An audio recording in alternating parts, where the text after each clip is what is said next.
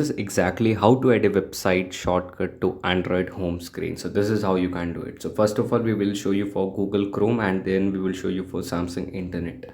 So for the Chrome, simply open your Chrome browser.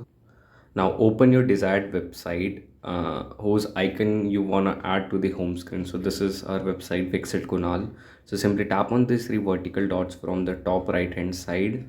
Here tap on it and here is the option of add to home screen. So this is how you can add a shortcut to home screen. So simply tap on add to home screen, create a shortcut name. So we are just removing the end thing, we are just skipping the Fix It Kunal, tap on add and then add to home screen. So simply tap on add. Now, as you can see, Fix It Kunal has been added to my home screen. So this is how you can do it. Now for the Samsung internet users, this is how you can do it. So firstly, open the website to add shortcut to your home screen. So this is Backdroid. So simply we open this. Now simply doing this, there is a three vertical lines from the bottom bar as you can see below.